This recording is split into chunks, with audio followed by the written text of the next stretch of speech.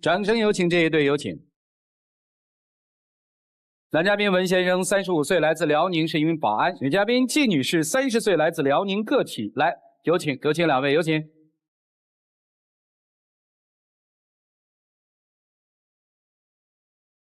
欢迎两位哈，结婚7年了哈，小片里说，认识多久结的婚啊？认识5年。哇，12年了哈，这怎么那么委屈啊？是第一个男朋友是吗？初恋就嫁了，嫁就嫁7年了哈。那么现在挺好的吧？应该别这样呀。有娃了吗？啊，有了。男娃女娃？女孩子呢？多大呀？6周岁。多好，多幸福啊！没事，咱慢慢调整。来这儿不就这个吗？是谁要来的呀？今天？我说来的。啊，你说怎么了？从去年12月份到现在，我就感觉他什么事儿都不跟我说，我啥都不知道。就像我俩婚前买房子嘛，然后当时付首付也没有钱，然后就说把我结婚的礼钱拿出来付首付，然后买的房子啊。这几年我俩一直在还贷款啊，然后去年10月份的时候全还完了。哟，好事儿啊！然后之前我跟他说过，我说要是贷款还完了，我说把我的名儿给加上吧。但是这个事儿他就没有主动跟我说过，我提出来吧，他也不冷不热的。为啥呀？之前我认识他12年，11年，我是天天哄着他。先别说哄啊，你回答我问题。现在房本上有他的名字？有没有？有7月份加上的，加了吗？从12月份，但是到3月份的时候为什么没加？因为你还要追究当时为什么没加啊？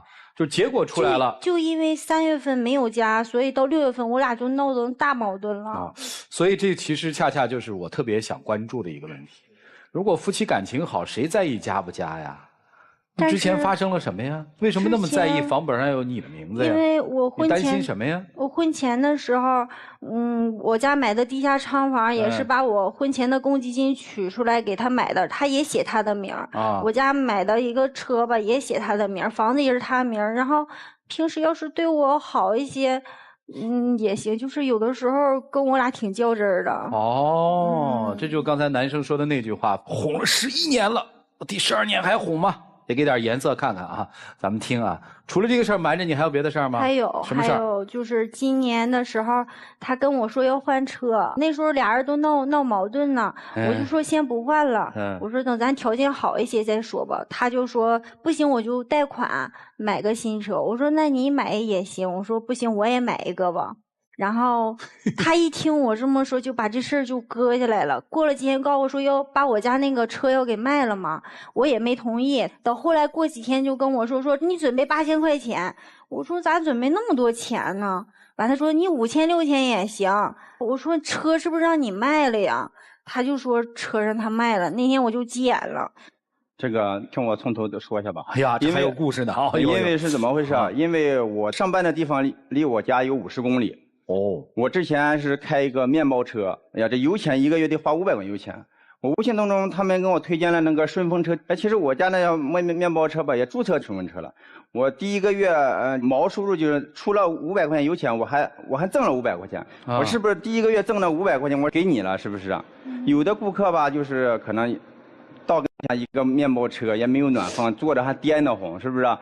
我寻思着，就是我的车现在要是能卖个好价钱，我就是哪怕卖15000，我再花15000买个就是小轿子似的，他们接他们人的时候不是也没啥事，他们也不会说啥嘛。我就给他说了好几次这个，他就说不通。上次还要给他说吧，你等着吧，我去开着车接孩子，包里中领个啤酒瓶啊，等着我过去把车砸了吧。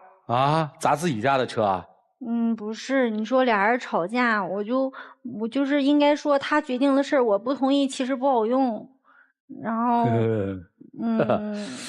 每一件事背后还有另外一个故事哈，挺有意思的啊。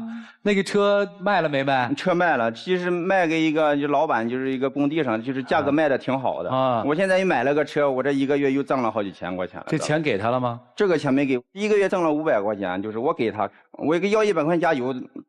他都不给我，你知道吗？对吧？你们家钱都是你管是吗？不是。我现在银行卡是不是在你那块？他银行卡我不知道密码，什么都不知道。我的工资卡之前是不是你都一直管着的？是不是？最近我又找了一个新的工作吧。他就要怎么的，他就说等家，我把工资卡我给他了，他还想动我的工资卡，我这钱放那别动了，是不是？咱有超市盈利的钱，咱养活家，一年是不是攒的自己的积蓄，是不是？这么多年，反正其实我这收入是不少，其实也没攒到太多钱呢。钱过去7年谁管啊？他一直管卡呢。7年卡是放在我这儿了，就是钱。俩人没说具体谁管。哦，行，还有什么事儿啊？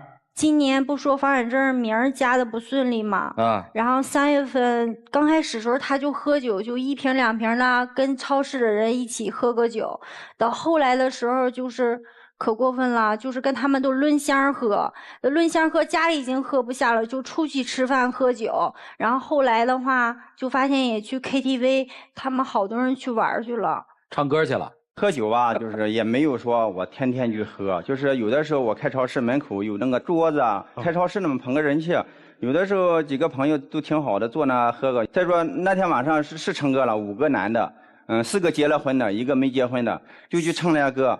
回来以后，完了摔了10箱啤酒，120瓶啤酒砸到超市地上全都是水。现在那个超市那个瓷砖也破了，橱柜门也破了，就3个半小时。不是，因为他下午2、3点就知道，他没有提前告诉我，6点半就突然间告诉我说我要出去吃饭了。然后我说那我和孩子呢？他说锅里有剩饭，你俩吃一口吧。然后我就感觉过去都谁做晚饭啊？晚饭他以前做的多一些，要不你暖暖的跟我说，你说你看媳妇儿，我出去吃饭，你看你在家吃一口，他就说我要吃饭了。他那段时间出去吃饭的频率有多高啊？3月份的话。我觉得不夸张，也就5、6天是没喝酒没吃饭那种状态。然后关键是跟这些朋友接触，我心里挺怵得慌。就因为跟他们出去，他说人家别人媳妇儿都不着急不干嘛，我说那不一样，咱们家庭是不一样的，我特别依赖他。还有什么事儿你接受不了啊？然后就是前段时间还有他失踪了7天，你知道吗？去哪儿了？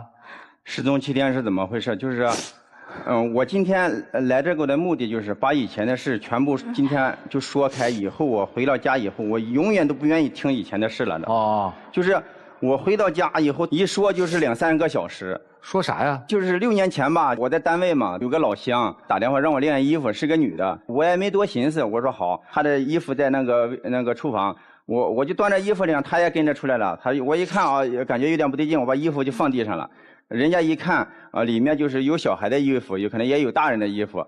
因为这件事，这就跟我闹了6年。夸张的说，200次总有。我这件事，我现在脑袋就汪的，脑袋就都大了的。这个事儿就是本来他5岁嘛，我们就在那睡觉，然后他就接着电话了，就听着是他老乡说话，但是我装不知道嘛。然后我就爬起心他干什么去了，就看他上厨房端着衣服要去晾，我感觉特别不恰当，你知道吗？热心得有个度，你也得考虑我的感受啊。这件事儿你真说了6年啊？不是说6年。他们说你什么呢？因为就说给别人晾衣服怎么了，就是闹嘛，是不是？因为晾衣服这个事儿吧，先不说恰当不恰当，就因为我当时我说你干什么，然后他跟我吵起来，就在俺家属院骂我说我有病，这么多年天天骂我有病，就说我有病。我没有天天骂你有病的。真的，就那天孩子小，吓得哇哇哭。我说你不考虑我，你考虑孩子，他不管，他就从那次大吼以后，然后我也是有的时候就跟他大吵。哦，以前还有别的事儿吗？我心里看就是他还是就对别人可热情了，对我就是他就不管我。你怎么想他失踪那7天啊？那7天我就比喻一下，就跟小孩断奶似的，就是我因为其实吧一直没有离开过他，就算是离开了，电话和信息什么都没有断过，但那7天没有联系。哦，他出门之前跟你说了吗？他说他走了，然后现在每次吵架都告我走了，我再就不回来了。所以说我知道那是他的底线，所以就尽量不触碰了。哦，什么是他的底线啊？他现在就是我一跟他说话凶了或者吵架了，他就说他要走了，他都不回来了。7天离家出走了是吧？走了，正好我还有单位我上班嘛，我直接就正常上班了，正常该回家了，我没回家就是了。那在单位待了7天。对，不想闺女啊？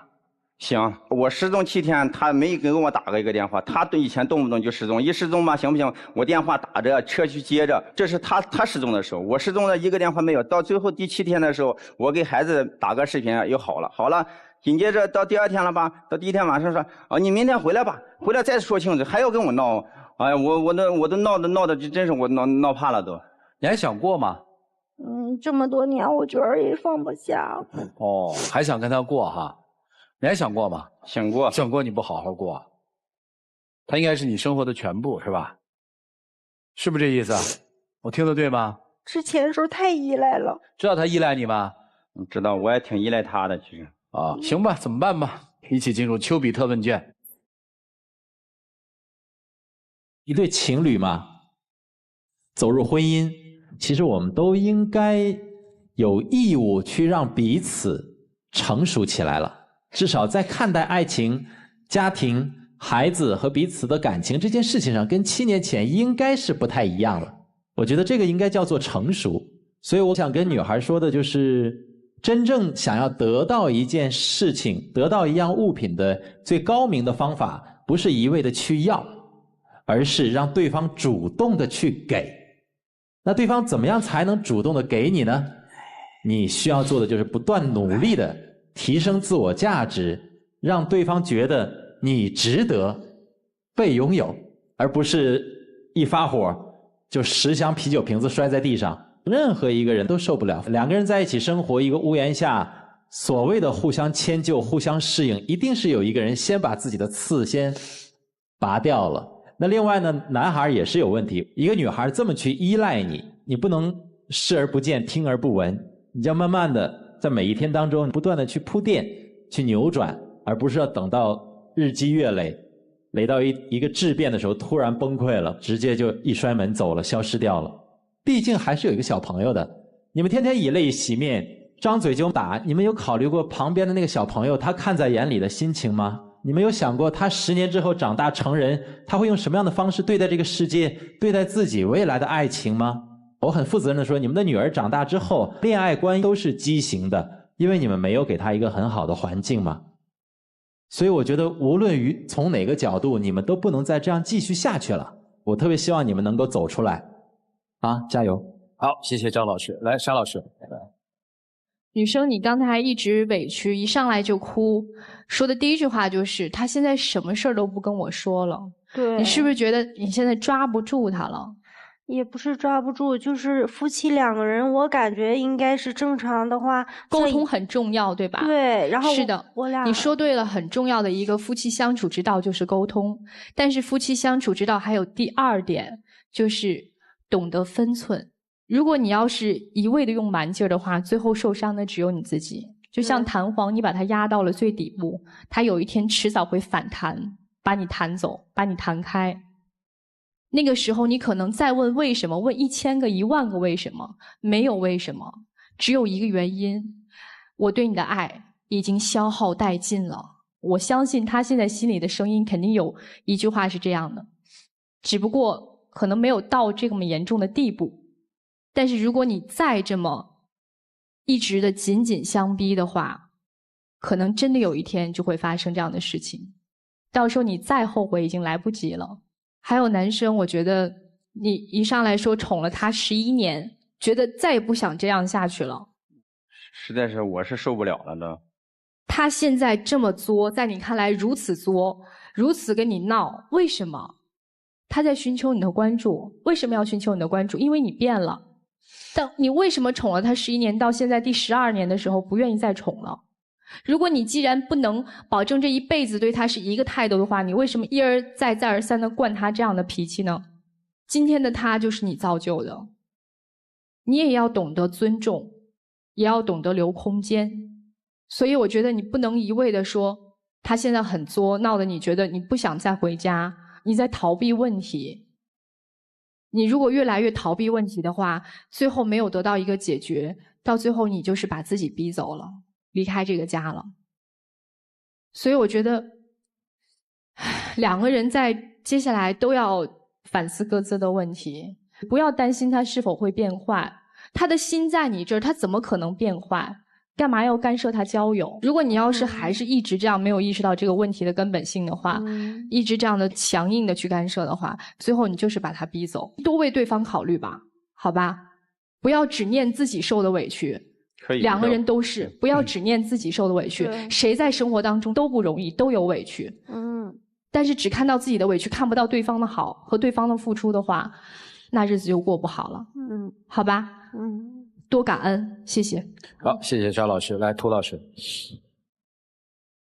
看着在舞台上潸然落泪的一个柔弱的女子，我想象不出，你是她最终所描述的那个张牙舞爪的女人。看着男人本分厚道的样子，我也想象不出他是你嘴里所描述出来的那个不着边际的男人。到底哪个才是生活当中真正的你们？我相信都是。我在想，你为什么会变成他嘴里所说的那个张牙舞爪的女人？那是因为你太丧失了自我，你把自己所有的作为一个女人的价值都放在了一个男人身上，这无疑是悲哀的。其次，你把他想象成了一个完美的爱人，从最开始他的本分厚道、踏实，你认为这就是我心目当中完美的爱人。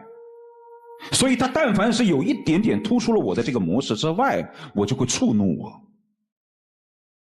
他怎么可能是这个样子？他怎么可以跟别的女人去晒衣服？他完全不是原来那个厚道的他。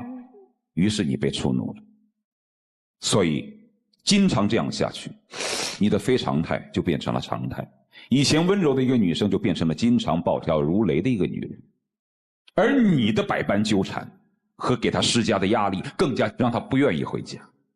你明白吗？明白了。所以你的哭是没有任何意义的。控制不住。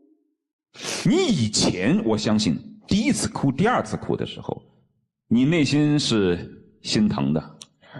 但现在你的哭无疑是告诉所有的人都要谴责这个男人，是我初恋的男人，我就嫁给了他。但是现在他变成了这个样子，他什么事都不跟我说，房产证不加我的名字，但这所有的一切当中，难道没有你的折磨的存在和因素吗？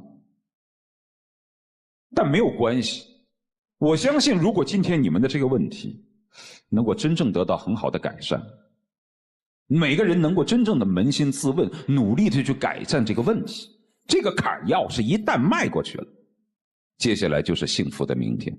首先要从你的不流眼泪、控制情绪、拥有自己的生活开始，也要从你的不再轻易的回避问题、逃出家门、避而不答开始。所以很简单，你控制情绪，你不要逃离家门，关起门来首先有一个解决问题的态度，明白吗？就这样。明白。好，谢谢涂老师。就一句话，想过戒除武力，面对现实。亲爱的，来了这以后啊，就是咱们主持人还有评委给咱们这个坎给解开，以后咱们回去好好过日子。就是说，认12年吧，我给你做了11年的饭，你放下以前，这次回去再也别提以前了。其实我的脑袋就是都要快炸了，就是我还会给你做饭的，对吧？如果生命之中可以用我双手握起，你定是我没话说是吧？没话说，来，我们亮灯。好，谢谢两位，请回吧。如果爱人来，请关门。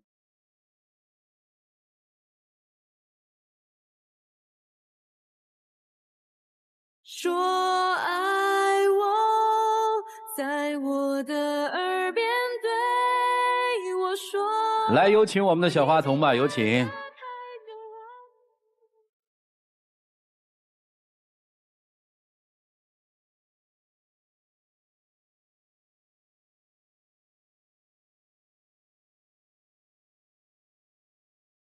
来，见证属于这对夫妻的浪漫时刻，各位请见证。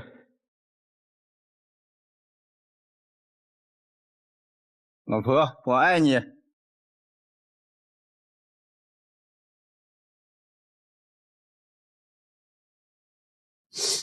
在爱里等着你，陪你疼惜有种暖意，在梦里全是你，不要再迟疑，把我抱紧，两颗心一辈子不分离。请亮灯吧啊！日期拉长幸福距离，来填满回忆。好好经营，祝你们幸福。谢谢两位，请回。谢谢。